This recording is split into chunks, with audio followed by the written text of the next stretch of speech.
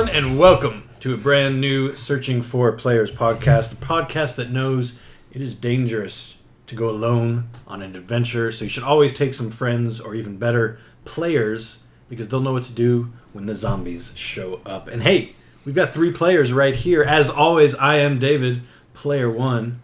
Back from his summer vacation is player 3, Alex. And of course, as always, fan favorite, Dallas, our resident non-gamer, player 4. The only one that has fans.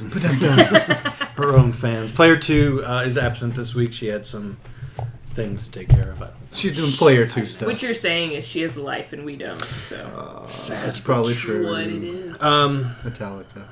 Anyway. So I want to jump in. Of course, summer's wrapping up. It's August now. It's a blistering 120 degrees outside. It is. That's Elena's like melted on the sidewalk That's somewhere. why she couldn't make it. We should get the obligatory Overwatch out of the way. Starting the 8th, just a day away, Overwatch is having their Summer Games event. Ooh. And the big thing here is this is the first time an event is repeating. If anybody plays Overwatch, of course, you're real familiar. They do these different events, usually themed to, like they had a Halloween, Christmas, that sort of thing. But the summer event is, it's going to have new stuff, and it's going to have the old stuff. And the cool thing is the old stuff is going to be cheaper. So it's going to be priced at like a normal price. So if it's an epic costume, it's only going to be 1,000 gold. It won't be 3,000. Can you repeat that again? If it's an epic... No, I'm kidding. I'm joking because it's a repeat of the Overwatch. See what you were trying to do there. Yeah. But you can't hit the because it didn't land. It didn't. Sorry. No. Yeah. Like most of my jokes. I know, I'm still playing Overwatch. You said you do occasionally. Yeah, I'm just a dabbler now. Is an event like this enough to bring you back in? Yeah, probably. Yeah. It depends. I gotta see. Jump in, get your free one at the beginning. Yeah, and then probably, they're also bringing back Lucio Ball, which was a special event. It was basically like soccer, sort of, what's the car game called? Rocket League. Rocket League. Sort of like Rocket League, but in Overwatch. Except they're going to add a competitive mode for it, and they're adding a second stadium to play in. Sydney. Right? Yes, in Australia, yeah. And the new stuff is what I'm kind of interested in, because I want all the DLC characters have come out since then. I want them to get, new outfits and stuff, so... like I said, it's just something, we're big Overwatch fans, so I thought it was worth mentioning. Just sort of an extra PSA. If you have Amazon Prime, make sure you sign up for Twitch Prime. August 10th, you can get 5 free loot boxes for Overwatch if you have Amazon Prime. So we won't see Dallas for a while because she'll be playing. Oh, yeah. I'll be like Overwatch. deep into Overwatch, getting all those loot crates. Yeah, she'll be Overwatching it up. I'll be watching, and then I'll be over the watch. The watch. Yep, and then I'll be overwatching. Mm-hmm. Yep, happens. That's right. So this is actually something we talked about last week, me and Alina. Real quick, what we discussed was in China, I think Nissan has a commercial that utilizes Final Fantasy characters. So this is just a normal car commercial, comes on TV, and there are Final Fantasy characters in the commercial. This week, I was reading in Japan, there's a hair gel called J-Gel, and it is their new sponsor, or their new spokesperson, is Guile from Street Fighter. So what we kind of were talking about, Guile in Street Fighter, you may recognize him. He's the blonde that has like his hair's like straight up and then perfectly flat across the top. Sure. Okay. I'll throw a picture up. What me and Alina had discussed about it was whether or not, and I'm just curious to get y'all's opinions on this, right? Whether or not something like that would ever work in the West, where you have video game characters acting sort of as spokespeople for these brands that have nothing to do with video games. It's not like they're advertising for video games or something video game related, but hair gel, cars, things like that. Probably. I mean, you think so?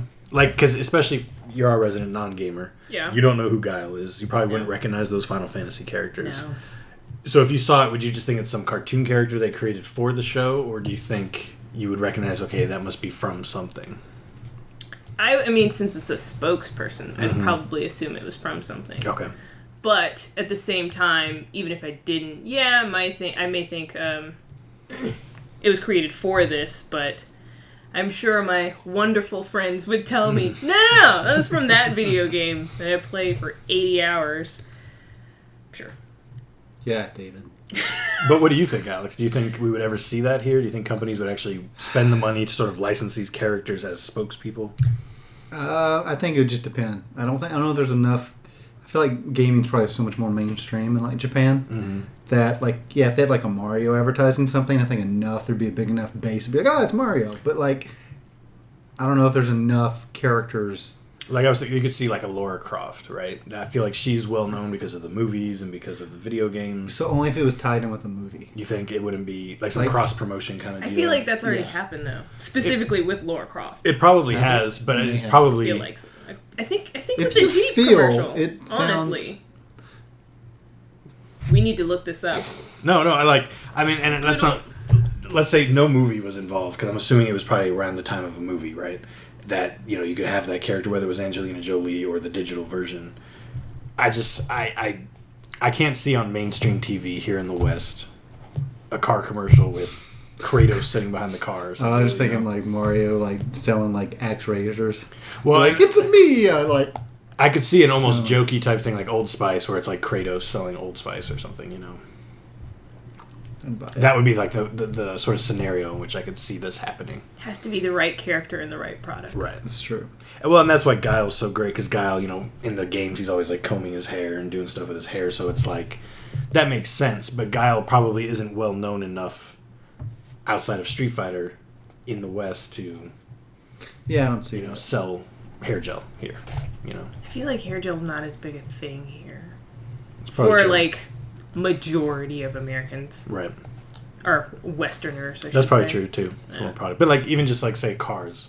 Seeing Yeah. a video game character sell you a car. That would be weird, right? If it was, like one of those little, like, toy box cars, like... I mean, I'm talking about, like, yes, a real car, but one that's, like, tiny, because... Like the I'm a hamsters Westerner. from a couple of years ago. Yeah, like the hamsters. Like, Yeah. I feel like for a car kind of like that's a little bit not mainstream, if you will. I think a video game character would work there. Cool. Yeah, it was just something Alina and I had gotten into, and I was just curious, because they had then after the after the car commercial, and then I saw the stuff for Guile. I was just curious what y'all's opinions were. So, cool. Something we wanted to talk about, Alex, you brought this up. Nintendo just released this past week the new 2DS XL, which is basically their latest version of the long-running 3DS, which was sort of an evolution of the DS. So that handheld's been around a long time. It's basically their new Game Boy type system. Yeah. It's been around for a long time. The 2DS XL, the biggest difference is they cut out the 3D. That's it. Otherwise, it's basically the same system, and it plays the same games. You had some opinions on that, right? Yeah, no, I mean, I just wonder because, there's... The Switch has had some good success so far, but they still are kind of having to feed both the 3DS and the Switch. So my question is, there's still, there's not a whole lot of third-party support right now for the Switch. Like, if they just diverted everything to the Switch and, like, killed the 3DS, I mean, the thing's been out for, 10 years almost? I mean, it's been out a long time. Yeah, the 3DS has been around for a while now. I forget for the year first version. But it's been out for, it's not like they're upgrading it graphically. I mean, it's pretty much the same thing that's been out for the last 10 years. So would it behoove them to, go to the one system? Because the whole functionality with the 3DS was that it was portable. And the Switch kind of does both. Right. So, are they cannibalizing their sales or the popularity? Because if you're a game publisher and you're going to produce something, probably makes more sense to put it on the 3DS right now because of the installed base. Right. I think it's tricky because the Switch is still new.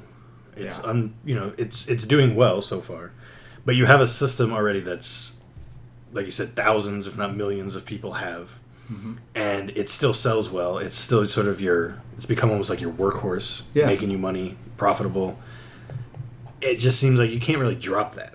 No, I know, but and I get it, but are they hurting the success of the Switch, which has been popular, but again, at this point, And I'll be honest, the release of I don't own a 3DS. I'm probably one of the few people that doesn't, but I don't have a 3DS, and the 2DS... Even Dallas has a 3DS. I do. I don't play it, but it sits there. Actually, it'd be just point out half of us, basically. You and Alina both have a 3DS, and Dallas and I do not. You don't have the 3DS? I lied to you. I'm sorry. I know, shocking right now that I don't have one. But you have all the other video game systems. Okay. The 2DS, I'm thinking about getting it. It's $150. It's $50 cheaper than the current 3DS. $50? I think it's $50. Although the 3DS goes on sale for $175, I think, a lot. But it's $150, and it comes with the charger, which the 3DS does not. And like I said, it plays all the 3DS games. It plays all the old DS games. And so, as granted, one of the rare newcomers to the 3DS, that's pretty... and I don't care about the 3D effect. Sure. So, to save that money and, finally get my hands on one, it's a pretty good deal. And like I said, I'm probably in the minority of not being a gamer and not having one. But I'm, like I said, I'm intrigued. I might get one. So people say, why are they still making these versions? I'm why, I guess. They're still trying to capture the rest of the market. And, they may succeed. Sure. And I do get what you're saying about the Switch. I just can't see a company abandoning something that is proven, it's working, and it's making them a lot of money. And like you said, there's a lot more third-party support right now for the 3DS than the Switch. So it's just, it's hard to be like, all right, we're done with this. Let's put all our eggs in the basket of this new thing. So that's to your point. I mean, it makes some money, and especially like Japanese and in Japan, it's still selling very well. A lot of people have it, but that's just my only it makes sense, and I get it, but it also makes you wonder, would it be more successful if they forced all these developers to say, it has to be on the Switch. Right. So that's long term. Does the Switch suffer because people are still going to make everything for the 3DS? Yeah, and I don't think you're wrong, because you're right. I mean, it does kind of divide, and it's like, hey, let's push the Switch more. It's just, I just can't see a company doing that when that's, their moneymaker. But I do get where you're coming from. So yeah, it'll be interesting. So. Yeah. And now it is older hardware. Like you said, it's been around a while. So, companies are going to be starting to move on because there's only so much you can do graphically on that system and stuff. So I think at some point that I feel like this 2DS XL will be the end. Is the last new product of the 3DS that we're going to see. Yeah, but I guess the only thing, and I'm going to play devil's advocate a little bit, that'd be like if they still were making 3D, Xbox 360 stuff, right? Mm-hmm. They kind of phased it out, and to your point, it was successful, right? And they're like, nope, we're moving on to different hardware, and they phased it out, right? Kind of the same thing. Yeah, it is slightly different. If you could still buy all this stuff on 360, for the most part, it wasn't as graphically enhanced, right? Do you think that as many people would be taking the jump to Xbox One? I mean, I do, because I feel like it's not necessarily... I mean, it's sort of different markets. It's two different products. And I realize the Switch is straddling that line because it's handheld and it's a main console. But, your Xbox One is literally replacing the 360, where it's like a handheld and then this console can exist at the same time. I mean, the 3DS and the Wii U, or the DS and the Wii... And so I think that mentality is still there, that, you have this new 3DS and the Switch can exist at the same time, even though in a lot of ways the Switch can do what the 3DS does. True. And so I think right now, because of that mentality, they're still existing side by side, even if one's kind of hurting the other. So what you're saying is we need a 3D Switch. 3D Switch, yeah. Yeah. A Switch 3D, and then yeah. But no, I mean, I absolutely get what you're saying. I think it's going to be a while before the 3DS completely goes away. So, and if the Switch can build up third-party support and keep it going, it'll continue to be successful. So. Sure. And there are some noobs out there like me that don't have one. So. In Dallas, I'm finding out. Guess I'm taking back your 3DS games. Can't help it. I'm a noob too. I keyed. So then there were also quite a few game announcements recently. Probably the most recent was from Atlas, who makes the Persona games. You've heard us talk about that. Yes. In detail. Yes. Persona. Yeah. Yep, which is exactly what Alina said in our What You've Been Watching, What You've Been Playing last week. They announced 3 new Persona games. What? Two are basically rhythm games. One is called Persona 3 Dancing Moon Night, and the other one is Persona 5 Dancing Night Star. Is that... And I'm not trying to be funny, but is that a bad translation? No. So I watched both trailers for this. They are Japanese trailers. It might be, but they themselves actually say that in English. So it could be them just kind of mixing up the English, or that could be correct. Sometimes the Japanese games like to have some crazy subtitle, weird, like confusing names. So that might change when they come to the West. Both these games are supposed to be out in 2018. It was kind of vague because it didn't really say if it was coming to the West. It didn't say if it was, whatever, if it's going to come to Japan first, then the West, if there's going to be like a translation thing. But it seemed like most of the stuff I was reading online, it seemed like most people are expecting this to come here. These are being released for the PS4 and the Vita, which is Sony's handheld. The first game, it was called Persona 4 Dancing All Night, is already out, and that was only on the Vita. So, of course, we're seeing these on PS4, so that's a little different there. Something like that excite y'all? Yes. No, I feel like, because you wanted me to play some rhythm games, right? Get the feel. We did a little bit. We played Parappa. See what you did there. Parappa the Rappa? Yeah. I heard it. Yeah. Thank you. Get the feel. Get the feel for a rhythm game. But we haven't really gotten into any other ones yet. No. But maybe I might play one of these. Did you play Dancing All Night? No. Okay. Do you have a Vita? I don't remember. No. Okay. Well, there you go. And to echo her comments about me interested in these, no. My other question is, do you think then, because these are coming to PS4, do you think we'll see a Persona 4 Dancing All Night port that's going to come to PS4? Sort of as like a surprise? I think it depends on how successful these are. Like, if they use so well, probably. And I think the first one sold pretty well in Vita. I mean, the Vita audience isn't huge, but... Yeah. I think that would probably... I don't know. I don't know enough about them, to be honest with you. So... Yeah, as far as I can... Like I said, I've never played it. As far as I can tell, it looks like basically each one has characters from that specific game. Like I said, they're called 3, 5, 4.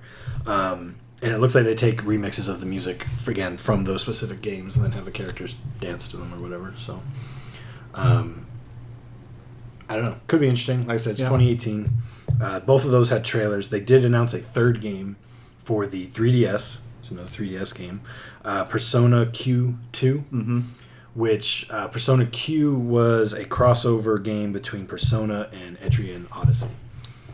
And I guess it got really good reviews. Sure. Do you have that one? I don't. Okay. And this is basically a sequel to that. So they're continuing that story. Like I said, I think it sold well and it reviewed really well. Mostly what I remember reading was that it took the better characters from Persona and mixed it with the more interesting battle system from Etrian Odyssey. So, I'd rather see Persona 5 Arena. An actual fighting, yeah.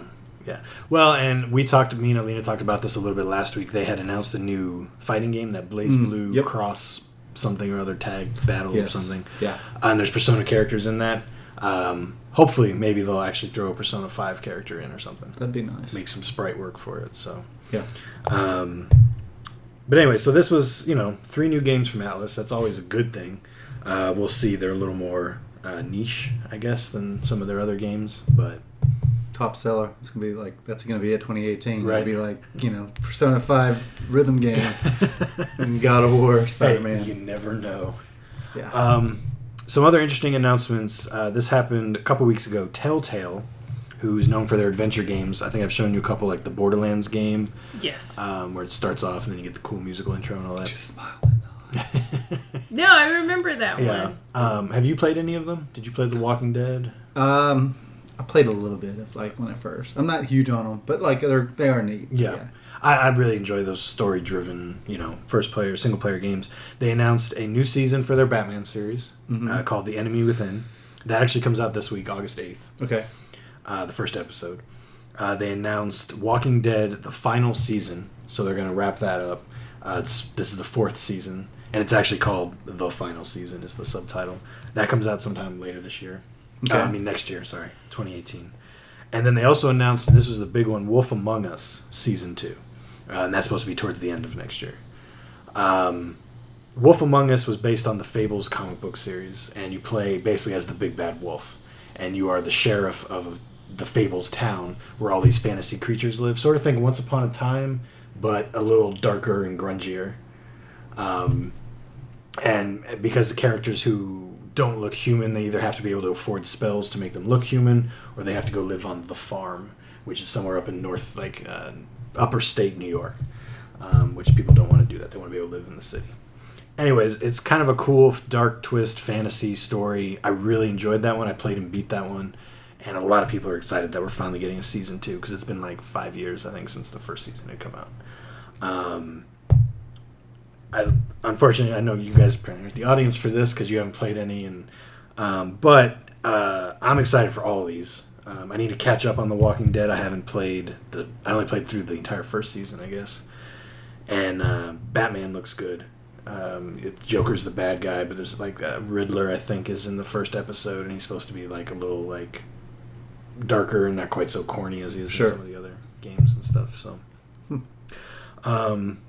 but so some big game announcements there, and then what else were we going to talk about today? That actually kind of wraps it up. We didn't dive too deep into anything. Was there anything else you wanted to talk about? You had brought up the 3DS. No, that was it. I was just curious what everybody's take was. Okay. I knew Dallas had a lot on the topic, so I was wanted to. Yeah. I'm sorry. I know I'm out of it today. I'm so out of it. Because, normally I have much more, gamer knowledge and info to share and input and talk about. Mm-hmm. So, I apologize to you guys, all 32 of you. I will ask real quick. It's 30 now. This is something me and Dallas actually talked about, and then me and Alina talked about the Super Nintendo Classic that's coming out. Obviously, you're familiar with that. We know all about it. I had asked Dallas and Alina a couple questions, so I'll just ask them to you real quick, too, and see what your opinions are. One, Nintendo said they learned their lesson from the Nintendo Classic. Did they? That's the question. Do you think they did? Did they? No. Okay. They're not going to be able to keep up with demand, right? No. Well, Nintendo is notorious for, you still can't really find Switches out there. Right. And it's not like they wouldn't sell them if they had them. Right.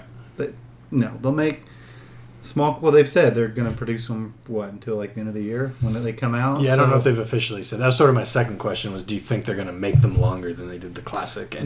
No, I mean they've said they're going to make more of them, but what does that mean? They're going to make 500,000 versus 200,000 of them. I mean, they're still going to be hundreds of dollars on eBay. Right. Well, and that's my last question. Was what do you think the sort of price you'll see the most, the average price of systems going for on eBay and stuff? That's about 200. You think it'll be about 200? 150 to 200. Mm-hmm. Just because I think it'll be higher because they have the unreleased Star Fox 2. Mm-hmm. And there's a lot of good classic role-playing games on there. Yes. Yeah. I mean, there are some misses, I think. There's no Chrono Trigger, but Right, and that's probably a licensing issue. Yes, but yeah, there's quite a... I mean, it's a good 21 games, so... And keep your eyes open, because Nintendo said this month, August, sometime towards the end of the month, they're going to open up pre-orders, so all the stores and stuff will do them, and they're going to go that. They'll be... Yeah. But, okay, good. Yeah, I think me and Dallas have both said we think it'll probably go for about $160, basically double the retail price. Sure. And I'll have to look up what Alina said. I forget what she said, but... Okay. But yeah, we're pretty much all on the same page as to not believing Nintendo is... but see, I feel like they're making a habit. We've talked. They released, this is kind of off topic, but the Switch Joy-Con neon yellow controllers. Mm-hmm. And that was a one-time run. They're getting more and more of the habit of, here you go, we're making limited quantity. It's not like you look at Xbox and or Microsoft and Sony, they release new colors and that's it. There are new colors to stay. They're always out there. Right. Nintendo is taking the opposite approach. Hey, if you want it, you better pick it up now, or you're not going to find it. Right. Or you better reserve it, or pick it up in the first 3 days. Yeah. Well, if you can find them, because those things are going for quite a bit now on eBay, and you can't find them. They're not. And do you have some? I do. I mean, do you think that's a smart thing to do? Does it help drive up demand? Then people are, in the future when you bring out more limited colors, they're gonna sell no problem because the first batch was, Well, but I guess that depends on who your market is, because like if you didn't know they were coming out, like most people missed out on them because they weren't like either if you had to know they were coming out, know to expect them, know when they were released, or pre-order them. So do you think they're doing You miss out on a lot of market. What do you think they're doing it mostly for that hardcore fan, being like, yes, we, I don't know. All I know is like if you could buy them regularly, and like you think about like a Christmas holiday, and like they'd sell a grandmother or a mom's gonna buy their kiddos, or so they're looking at that something like for Christmas. Like, would they be going for the fancy kind of cool colors? Right. I think they'd sell. I think they'd sell them if they have. Right. I think they would sell, but I don't think it's for the hardcore gamer. You don't think so? No, I think it's all marketing. Yeah. I think they're just trying to drive interest and like, oh look, you got the special collector's edition. For instance, like there's a new one which it's cool, but for Splatoon 2, which are only in Japan right now, but it's a lime green and a like a watermelon, like the pink. Well, I mean, you think about that, like they look really neat. Like it's kind of one's like the left one's like lime green, the other one's like the kind of like the lime pink, or not lime pink, hot pink, the neon pink, like a neon pink and like a neon green. Like those are really cool.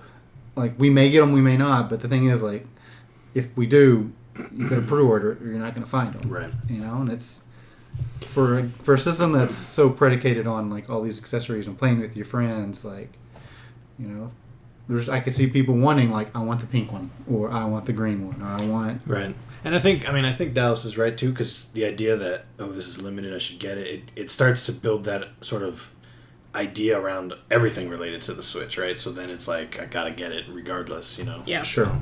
And since they are notorious for not making enough of whatever, yes, their product's gonna go so quickly. Correct. But to my point to that, but when does that backfire? And you're like, forget it. Like I'm not gonna wait. Is it going to backfire though? Because they're making a profit. That's true, but they could make double and still make double the profit. Why make double when you can create another event? That's true. And then sell all that product and be like, oh, sorry, gonna have to wait till next time. Drive up demand. I think I remember this. It was called like economics. Like I know I should have been in that class. I should have paid attention.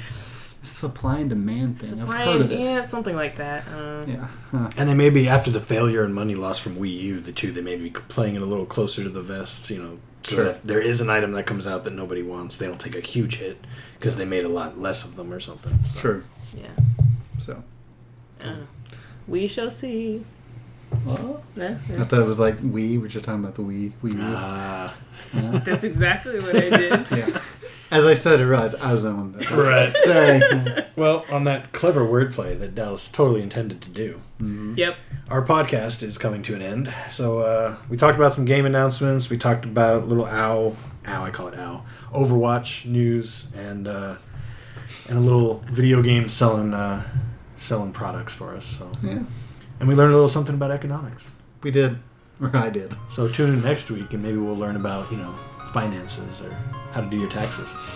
See, he's making fun of me, but I actually took all of those classes and majored So in you some of them. will learn something. Yes. All right, everybody. We will see you next week. See ya. Bye.